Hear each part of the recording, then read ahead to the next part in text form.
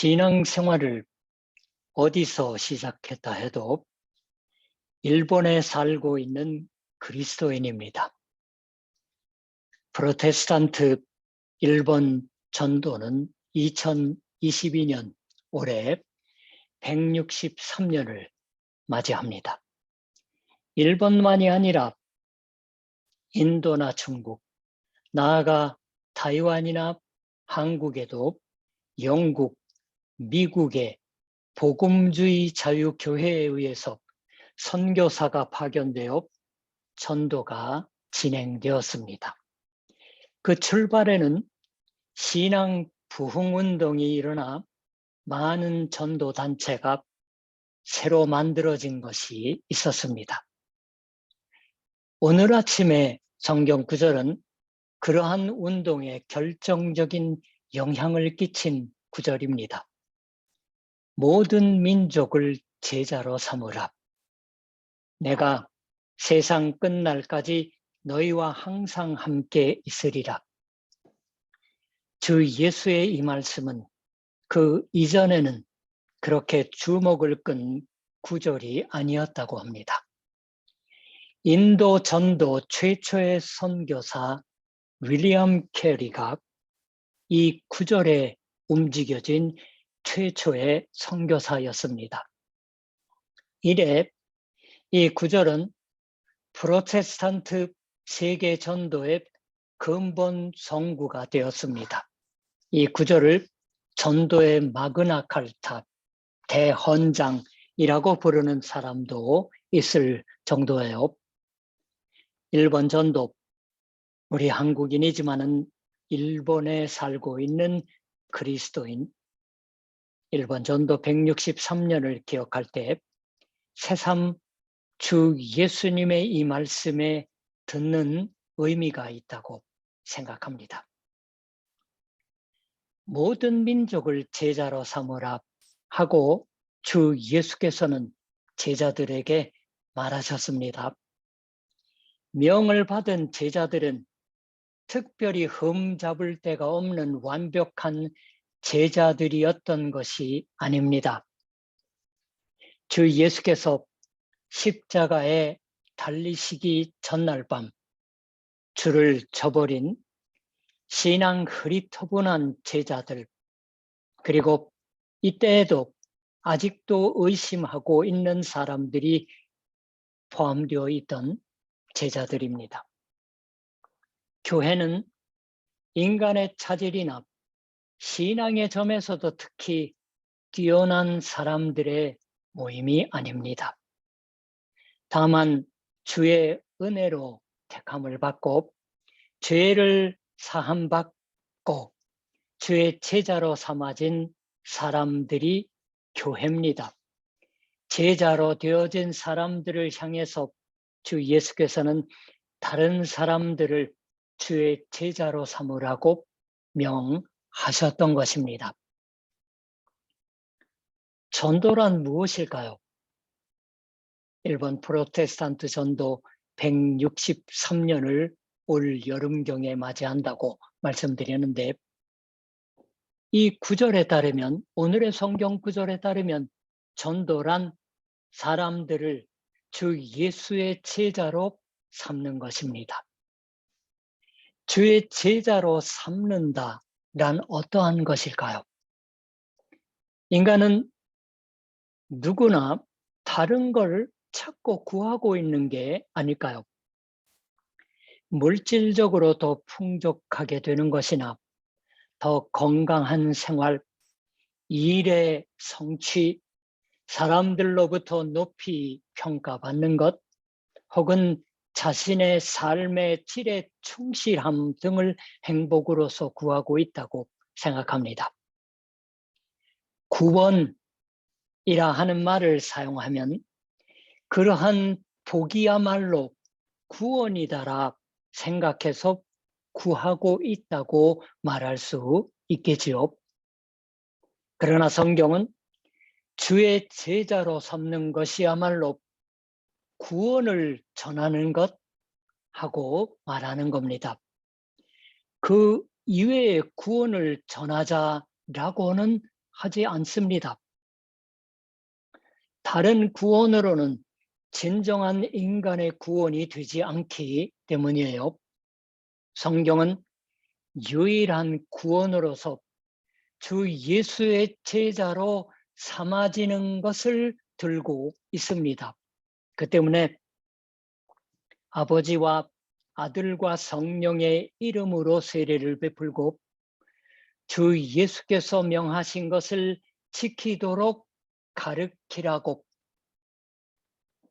말하는 겁니다.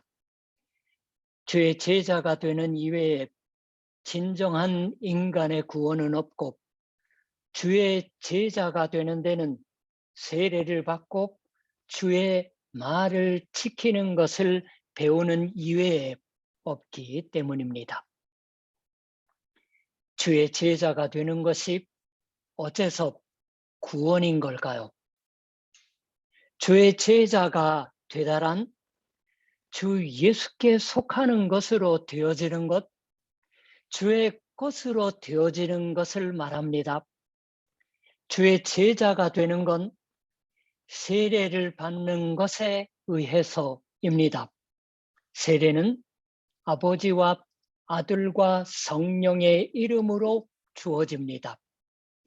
이름으로라 하는 건 세례를 받은 사람에게는 그 이름이 붙어 있는 겁니다.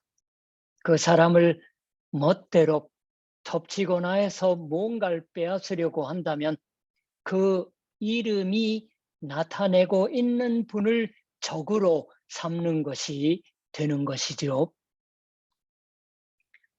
아버지와 아들과 성령의 이름이 세례를 받은 사람들을 지킵니다. 세례에 의해서 우리는 주 예수의 것으로 되어지고 아버지와 아들과 성령 삼위일체의 하나님과의 교제 속에서 없어서는 안 될 것으로서 지켜지고 있습니다. 주 예수께서는 이때 하늘과 땅의 모든 권세를 내게 주셨다 하고 말하셨습니다. 세번역 성경은 나는 하늘과 땅의 모든 권세를 받았다라고 말하셨습니다. 우리를 위해서 십자가에서 죽으시고 그리고 부활하신 주 예수는 아버지 하나님으로부터 온갖 권세 또는 권능, 권위와 힘을 받았다고 말하시는 겁니다. 권세, 권능 또는 권위라고 번역되고 있는 말이지만 원문에서는 같은 말입니다. 주의 제자가 되는 것은 이 주 예수의 권위와 힘 속에 놓여지는 것을 의미합니다. 주 예수의 권위, 권능과 힘 안에 놓여지는 것을. 주 예수는 그 지상의 생애 때 이미 사람들의 죄를 사하고 있습니다. 용서하고 있으셨어요. 죄를 사하는 것은 하나님만이 하실 수 있는 것입니다. 하나님만이 갖고 있는 죄를 사하는 권능을 주 예수께서 행사하셨으므로 사람들이 놀라고 혹은 하나님을 모독하고 있다고 느꼈던 것입니다. 주 예수께서 아들로 있으시는 하나님인 것을 믿지 않는 사람에게는 알 수 없는 것이었어요. 주 예수께서는 병자를 고치는 권위 그리고 귀신을 내쫓는 권능도 행사하셨습니다. 악령을 내쫓는 권능이에요. 직역하면 나쁜 영입니다. 그리고 제자들을 불러서 전도를 위해 파견하실 때 더러운 귀신을 쫓아내며 악령을 쫓아내며 모든 병과 모든 약한 것을 고치는 권능을 주시니라 하고 기록되어 있습니다. 주의 제자로 삼아진다고 하는 것은 주 예수의 이 권위 있는 힘, 능력 아래 몸을 두는 것을 말합니다. 그리고 죄를 사함받고 영혼의 상처를 고침받아 온갖 무거운 짐으로부터 해방되는 것입니다.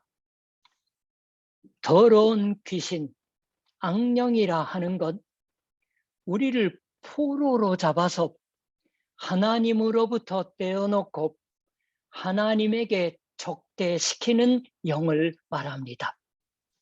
현대에는 이것에 들려 쓰여 있는 게 아닐까요? 주의 제자는 거기로부터 해방됩니다. 그리고 병이나 죽음의 지배로부터도 해방되어 진정한 자유와 평안으로 살게 함 받습니다. 그것이 주의 제자로 되어지는 것에 의한 구원입니다. 주의 제자로 삼아지다라 하는 속에는 우리가 받을 수 있는 구원이 가득 담겨 있습니다. 꼭 차 있어요. 진정한 자유가 있고 강건함이 있고 하나님에 의한 평안이 있습니다.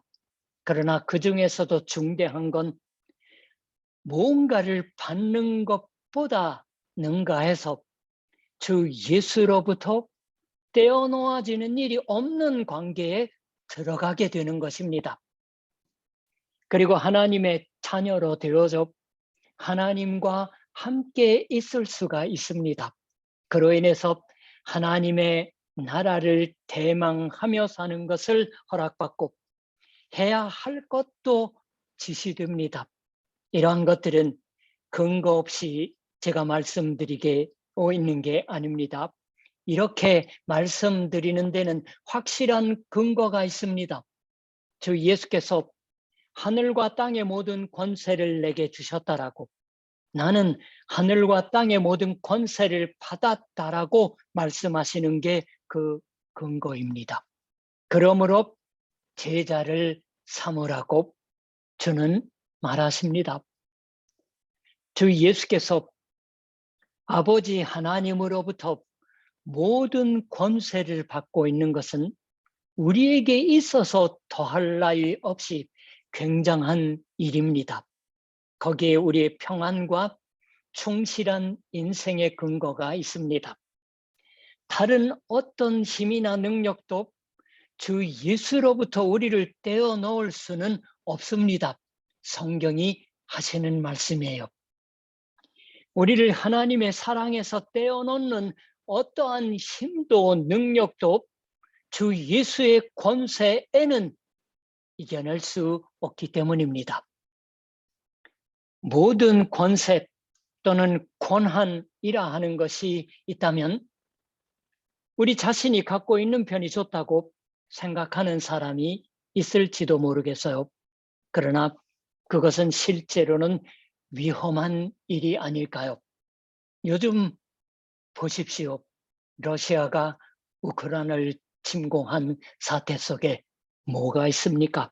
모든 고난이 자기에게 있다고 생각하는 사람에 의해서 움직여지고 있는 게 아닐까요? 우리가 갖고 있다고 한다면 언제 탈취당할지, 언제 잃을지 알지 못하기 때문에 그걸 온전히 만들어 놓기 위한 행동에 나가는 것을 움직여지는 것이 아닐까요? 그러나 우리가 갖고 있다고 하면 언제 탈취당할지, 언제 잃을지 못하기 때문입니다. 대단한 무거운 짐이 되어서 누구도 편하게 있을 수 없겠지요. 주 예수 이외에 누구가 혹은 무언가가 절대적인 힘을 소유하는 것은 위험천만한 일입니다. 주 예수께서 모든 권세를 받았다고 말하시는 거야말로 하나님이 우리 편으로 있어 주시는 것과 동일한 것을 말합니다. 주가 모든 권세를 갖고 있어 주십니다. 그것이 우리의 구원인 겁니다. 일본 전도 올해 163년이에요. 그동안에 얼만큼 전도가 나아갔나 하고 뒤돌아보곤 합니다. 그러나 또한 전도는 100년, 200년의 문제가 아니라고도 생각합니다. 여러 시대를 넘고 세대를 넘어서 그리고 몇 세기나 걸쳐서 진행되어야 하는 것일 테지요.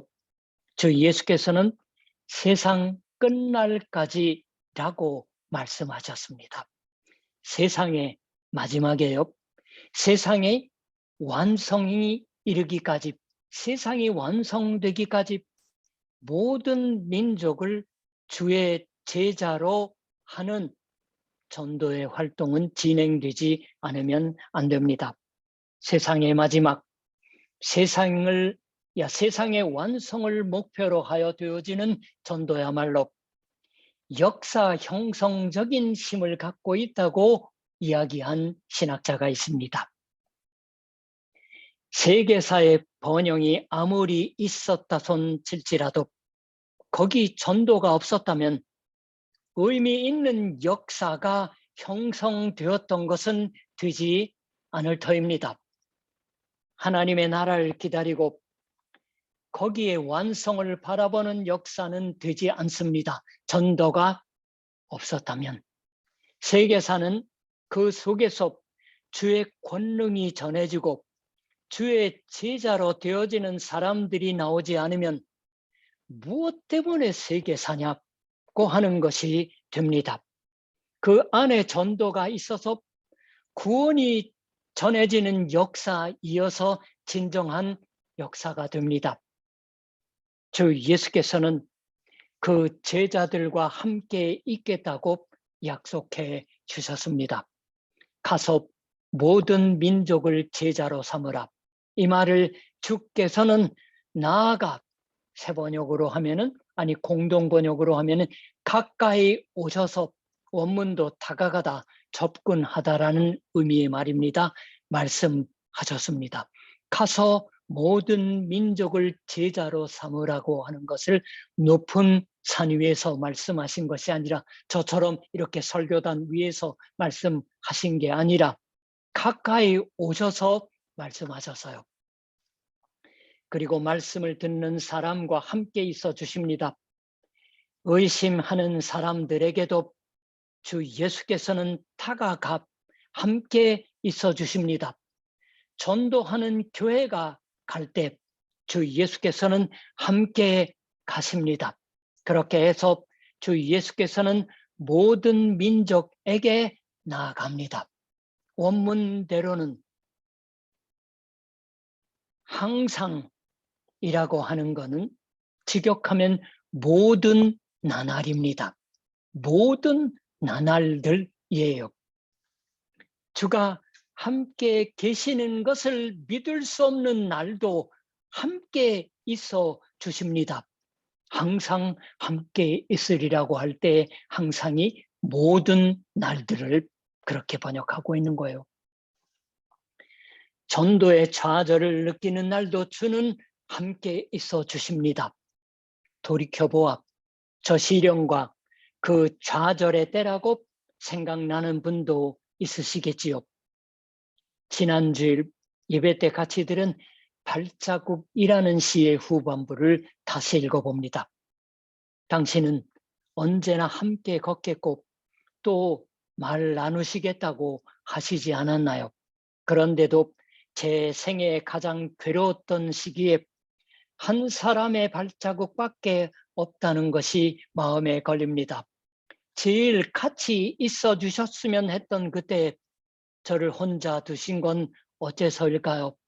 주가 대답하셨다. 사랑하는 소중한 나의 자식아, 나는 널 사랑하고 있다. 결코 너를 혼자 두는 일은 없다. 하물며 시련의 때, 고난의 때, 단 한 쌍의 발자국만을 네가 보았던 그때 나는 너를 안고 가고 있었다. 그때도 주께서는 함께 있어 주셨다고 또 올릴 수가 있습니다. 그것이 전도하는 교회의 힘이 됩니다. 전도는 우리 자신의 힘에 의하는 것이 아닙니다. 우리에게 다가오셔서 다가오시고 함께 있어 주시는 주께서 명하시는 일이 전도입니다. 그 주께서 전도하는 우리와 함께 있으셔서 모든 민족에게 다가가십니다. 그것도 또한 주가 모든 권세를 받고 있기 때문입니다. 기도하겠습니다. 우리의 주가 되신 예수 그리스도의 하나님 아버지,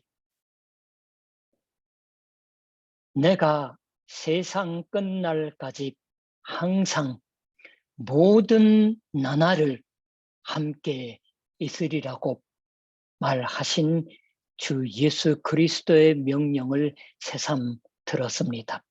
모든 날들 우리가 절망에 빠져 있을 때에도 가장 도움이 필요하다고 여겼건만 혼자 남겨진 외톨이라고 여겨질 때일수록 주께서 우리를 안고 가고 있었던 것이라고 하는 새삼된 하나님의 사랑을 기억하며 우리 지상의 모든 교회가